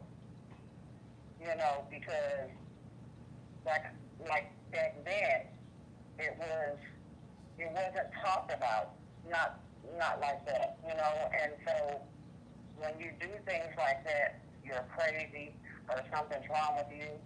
But in reality, like, I always felt like I was the black sheep of the family because I dated outside of my race. And I didn't fit in. I didn't fit in with my brothers. I didn't fit in. And I didn't feel like I could talk to anybody, you know. And I held something in for a year, and I just couldn't hold it in anymore. And that was the only thing that I thought of. So even like now as an adult, and the surgeries that I've had, people laugh at me because I won't take any pills. I'll take children's Tylenol, but they don't know where I've been, and they don't know where I came from. Well, I'm gonna tell you something.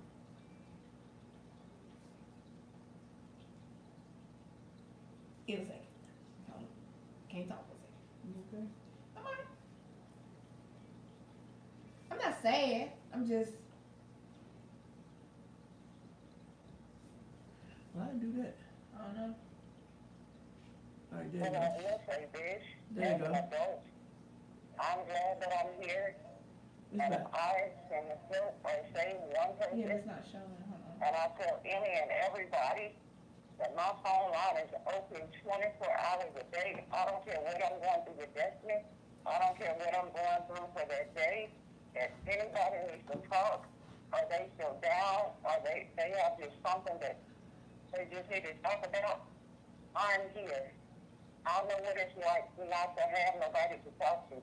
But let me tell you something, Karen. Let me tell you some good shit. Don't you sit your ass over there and think because you're grown, you don't need somebody to talk to. When we become adults and we start taking care of people, we replace what was making us sad with taking care of people. And we forget to take care of ourselves until it's too late. So don't think Yeah. that because you've gotten past that or you've gotten older, that anytime you need, the same thing applies to you. That's what we forget. Number one, I'm going to say I'm glad that you're here. There's a reason for you to be here. There's a reason for everything. And the reality is there's a reason for every death. I firmly believe there's a reason behind everything happens for a reason. That being said, we have got to stop not being the safe place for the people we love. We have got to start being the bubble, the personal space, the fallback, the rescue mattress, whatever that thing called, when you fall and they catch you. We got to start being a safety net, whatever. You've got, and our babies have got to know that from the beginning. If your baby at 6 years old tell you he or she thinks they're gay, and you want to cook it, you want to go outside and play, I don't care. You're sick, you ain't having sex, goodbye. Okay, and that's just okay. Tomorrow you might be a dinosaur. Monday you might be a unicorn. Feel free to change up what you want to be until you figure out who you are. These kids have got to be able to come to us. Sometimes they got to be able to come to us with shit we don't even want to hear. Be like, you know I'm your mama, right? Right? Okay. And be cool with that. I think it's a boy. I know he get tired of me using him, but pretty grown. I can't imagine what he goes through as a young man growing up. I doubly can't imagine what he goes through as a young black man growing up. So all I have is to let him know that regardless of what he's doing, don't think the punishment is going to be so bad that you can't call me. You drunk at 16, 18, call me. Because guess what? Your mama was too. Don't sit up there and not call me and get in an accident or get your ass in some trouble because you scared to call me. We'll bring your ass home. Don't think that don't think that because you crying over some little girl, I'm gonna be mad. I be mad at the girl, I'm gonna be mad too. I ain't gonna be mad with her because it's life. But know that whatever you got going on, at whatever time you got it going on, if I have to lay down in the middle of the interstate to make sure that you make it where you gotta go, guess what? I'm gonna hop my fat ass out there. I'm gonna lay down and just hope that whatever get me gonna kill me straight away, and I'll just linger there looking like a smushed pancake. Cause I'm gonna just lay there and do what I gotta do. These kids need safe spaces. These kids need to know they can come and tell you, Mom, I'm gay. Mom, I'm bisexual. Mom, I don't like nobody. Mom, I'm tired of this girl. My niece, my beautiful, she is gorgeous. She was mean as hell. She took a lot after me. She's not my biological niece, but I raised her. Everybody thought she was mine. She didn't care whatever she needed. She come see me. She came home one day and said, okay, don't be mad. I said, okay. Now, I'm going to go to school tomorrow. And if this girl touches me again, I'm going to beat her up, okay? Now, the people might call you. She was like 8 or 9. Maybe 10. Now, the people might call you, but I've been telling her all week to stop touching me. I told the teacher like y'all told me to do. But if she touched me tomorrow, I'm going to beat her up. I said, okay. And we went on and went to watching TV. These kids have got to be able to come to you. Your adult friends. You got to make it a place to where your adult children can come and talk to you. Do you know how many people just endure abuse because they don't think their family will understand? Or because they're in a family that doesn't understand, that doesn't care. They don't like the choices you made, so you no longer are part of the family, so you over there at the mercy of some bullshit. If you cannot back your kids 100% from birth to death, stop having them. I'm sorry. If your kids cannot come to you with dumb shit just as much as they come to you with big shit, stop having them. Stop popping out babies just because you got a coochie or a ding-ding. Stop it. Because you are sitting up generation after generation, after child, after adult, after old person who is miserable. And they're killing themselves or taking that shit out on other people. Depression don't only affect the person that's depressed, it affects the person and the people around them. Depression and anxiety can be a symptom of bullying. You at home and your daddy is hollering at you because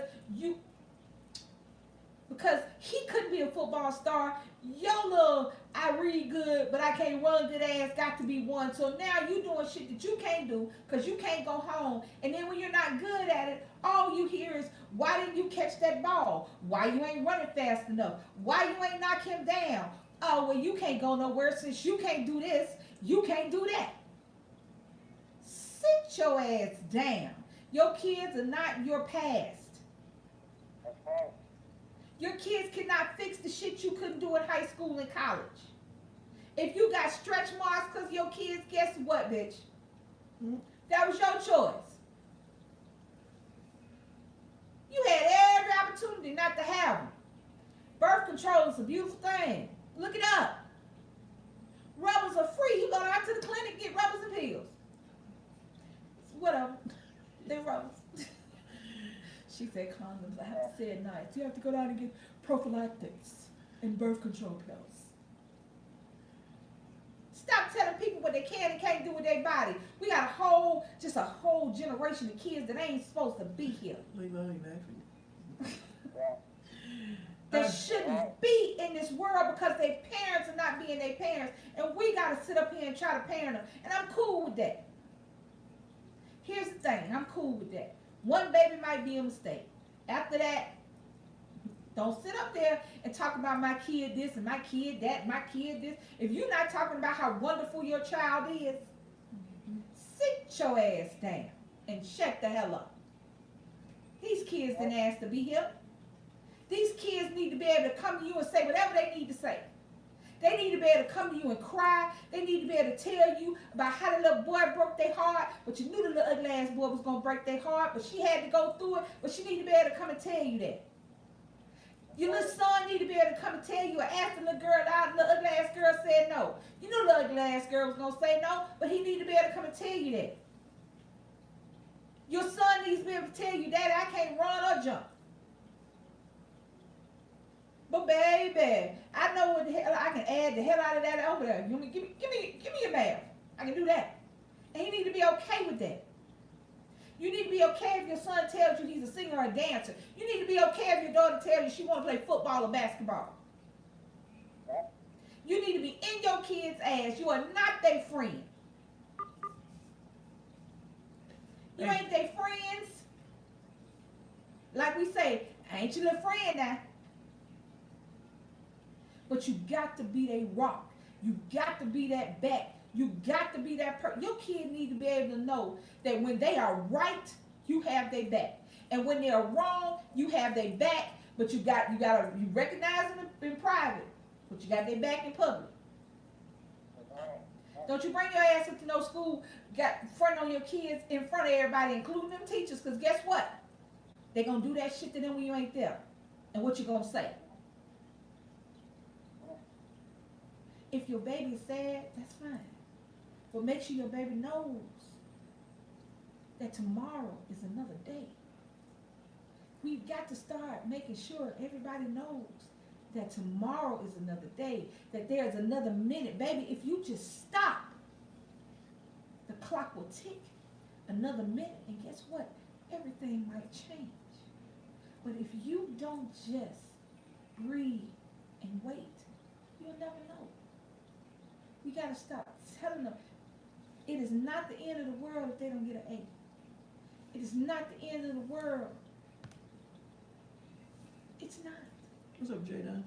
It's not the end of the world if these babies get a C. Hell or L. That's right. You learn just as much from failing as you do from succeeding. It's not the end of the world if you got to go to the prom by yourself. Be able to go to the prom by yourself. It ain't the end of the world. We got to let these babies know, boys and girls, and adults, I'm saying everybody, babies. We have got to let these children, these young people, young adults, these teenagers, we got to let them know that another minute could change your entire life. But if you stop the minutes, baby, you'll never know. Do you know how hard people struggle to stay alive? We've got to teach our babies that. You want to teach them something? Teach them that. Every minute is precious, and you want as many of them as you can possibly suck out of this life. Don't teach your kids to be a doctor or lawyer. Teach your kids to be a person that they want to be forever. And teach them that no matter what. I got you, baby. I got you, boo-boo. Come on, let's go. You fall down, pick them up. Don't holler at them because they fell down. That's right. If they couldn't do it, shit, hell, you probably can't do it neither. But together, y'all might do better than one apart. You know what I mean? I'm trying to bring the it's a sadness attached to this because we don't talk about it. There's a stigma attached to this because don't nobody want to be called crazy. Don't nobody want to be called this. Don't nobody want to be called that. Maybe we need to start teaching them to be like, all right, I'm fat, and I'll be fat tomorrow too. You might want to get some more jokes. Like when people, it's like YouTube. Mm-hmm. It's like being on YouTube. Hold on. ATL, we're going to hang up this YouTube phone because we're going to be getting ready to get up off of here. But we will keep you in prayer. And the next time we come back, we're going to do it to where we can StreamYard. So we can have a panel so y'all can come on and talk. And we might do another one on this. Maybe not, so deep, but a panel so people can talk and people can get it out. Because sometimes you just need to know there's a place that you can go and scream. There's a place that you can go and yell. There's a place that you can go and cry. And there's no judgment. And guess what? When you get through and you get all that out and you stand up, you realize that, hey, I'm still here. I'm still breathing. And let's see what tomorrow can bring. Sometimes that's all you need. But I'm gonna tell you something. It would be incredibly stupid for me to think that just teaching our kids that will stop suicide. But we have got to also, if it happens, or if anything happens, stop blaming ourselves. Stop trying to figure out what we did. Yeah. What we didn't do. Because even if you're the best parent in the whole wide world, if something happens to your child, you swear you didn't do enough or you did too much and it's all your fault, and that's not helping them. Right. That's not going to help their legacy, and that's not going to help them if they're still here. And that's what I told my friend yesterday. I said, you're just going to have to watch her. Sorry. Hey, Granny. And Yes, Jojo, you're right. because all the guilt is going to come. And she was a good mom, great mom. And, when she came over here, that's why I said I never would have thought that in a million years that's what I was going to have to hear. But at the same time, I everything that you say is absolutely true. That's why I always tell, even if Destiny doesn't understand, I always tell Sean and Destiny, if something's bothering you, something's going on, and you just need to talk to me, tell me. I've even shared my story with Sean. I wouldn't talk about that with Destiny because she doesn't understand those type of things. But, like I told him, I said, I'll never forget one day I was driving down the road and that song came on, I almost gave up. And I pulled over on the side of the road and cried because I shouldn't have been here. Those 50 seconds, if my mom would have made it, I wouldn't be here. But there's a reason I am here. There's a reason I'm here as an adult. And,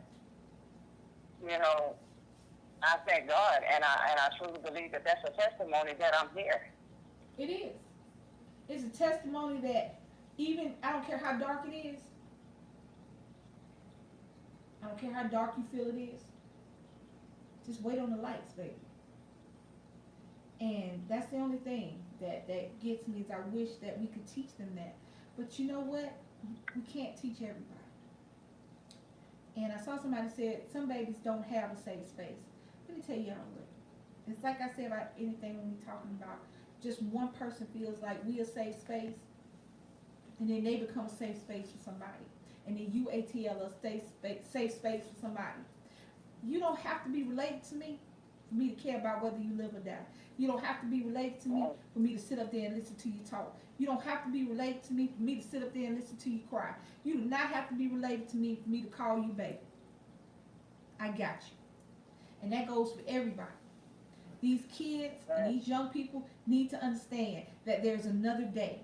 Now, we may not reach everybody. We ain't going to reach everybody. And we're not going to stop it. But if we can stop one, if we can get one person, do you know how amazing that is? Because that one person may be like you, need to be here for the next generation, and so on and so forth. That's right. I have never wanted to die, but as I've gotten older and my health has changed, I do think about it sometimes because I have people that I love, so I can't imagine speeding that process myself. I can't imagine not doing everything I can to slow that process down. So that's why I don't understand when people do it. However, I have felt like I had nowhere to go and nobody to turn to but myself. Even though I know I didn't. Even though I know I didn't. I know, I had people that love me. Sometimes it's hard to express what's in you because you can't find the word. Right. You can't find that one word that tells somebody what you're feeling.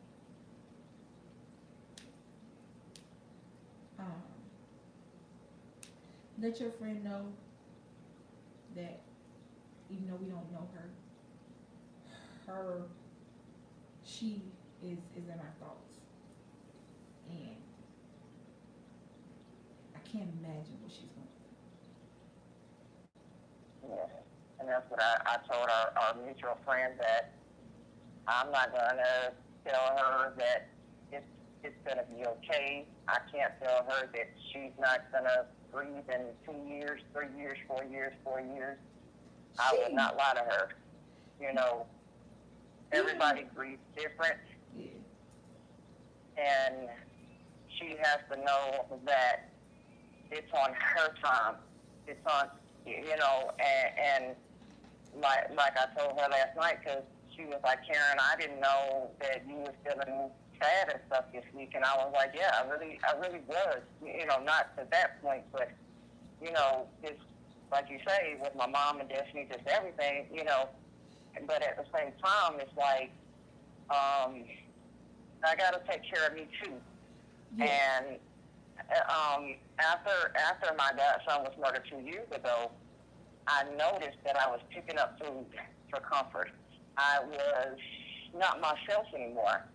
And then when his father called me and said that the murder trial starts March the 2nd, here I am preparing myself, because people are like, they're going to have pictures of him, they're going to do this and they're going to do that, and I'm freaking out.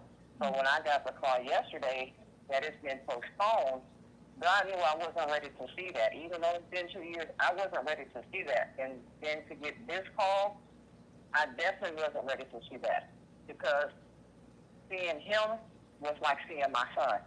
Right. And that's one thing I say, losing a parent, losing a child is something that is very hard for people to deal with. Oh, you're not, let me tell you something. When you lose somebody like that, you never stop grieving. You grieve to the day you die. But that's just a testament to what you felt about that person. It is not it's not a what's the word I'm looking for? What's the opposite of strength? It's not a weakness. I'm sorry. That's what I was trying to bring this stuff. Right. It's not a weakness. Grief is not a weakness. Grief. You said the wrong word. Grief. Maybe I did grief. I don't know. Grief is not a weakness. It's a testament, Right. and it's almost like a words are failing my brain right now. It's almost more a salute to the people that you love, because Right. their effect on you was so powerful that regardless of where they are now, they're still with you. That being said, you cannot allow, in situations like that, you cannot allow. I think of it like this, and I don't know if I know everybody don't think like this, but I think of it like this. In a situation with your godson, I am not going to allow the person who took his life to continue to take his memories. I will sit there, I will look at the pictures, I will do what I have to do, and I will sit there and I will not drop a tear, because you will not get anything else out of me. You have taken my loved one. You will not take his memories and his love. You will be ready, ATL. You will be ready. You don't think you're ready because you sit. It's like the anxiety, like we were talking. You building up all this stuff that because it hasn't happened. But all you're going to do is remember your godson. Remember how much you loved him. Remember what kind of person he was. And you're going to sit there. And you're going to be like, all right, let's go. He need to go to jail. And I need for this little part of this to be gone. so I can go remember my baby without having anything to do with this mess. Right. Because you cannot allow them to take your memories away from you. It's not just with a passing like that, it's anything. If you got family members, if you got a mother or a father or a sister or brother that passed away and your family is talking shit about them, you will not take my memories from the person I love. You go sit your miserable ass down over there by yourself. Yes. You go sit your miserable ass over there. You should have loved them while they were here, and now you're talking shit while they gone. Bye. Mm-hmm. So when you go in there, when you get it, you go in there, all right, you will be all right. And you know you can hit me up. Okay. You know what I'm saying? All right. Okay. All right. All right. Thank you all. All right. Yes, Asia. So we've been here a little bit. It's getting kind of late. Oh shoot, it's 9 o'clock. My bad. I didn't see what time it was. I didn't know what time it was. I want everybody to thank ATL for being on the live with us, for sharing her story, for sharing what is important to her. I want to thank everybody who came into the live today. If it's helped anybody, you're welcome. If it ain't, still welcome. Be there. Even if you feel like you got nothing to add and you can't help, you never know. Sometimes just sitting there and let somebody drop their head on your shoulder is all you need.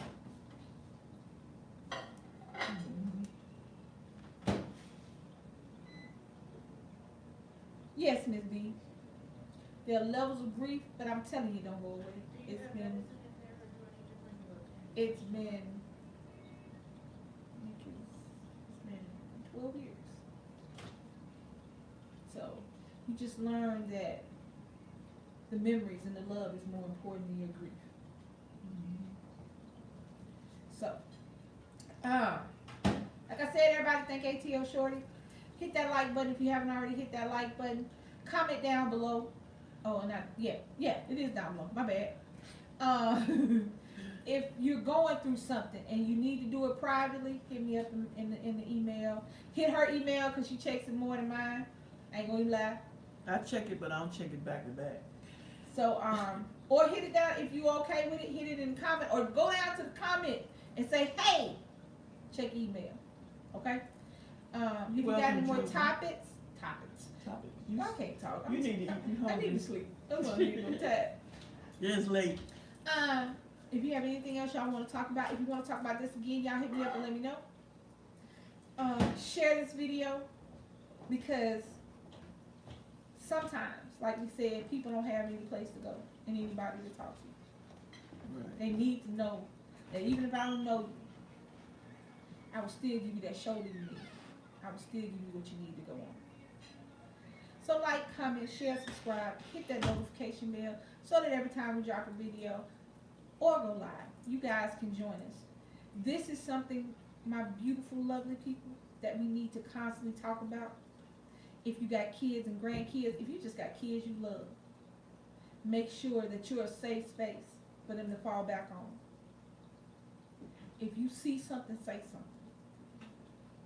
If you need help, ask for it. I already said all the like, comment, share, subscribe. Yeah, you said all that. I said all that. I thank you guys for joining us. I thank you for hanging out. I thank you for your comments. Part 2. We can do a part 2. We can do a part 2. So good night.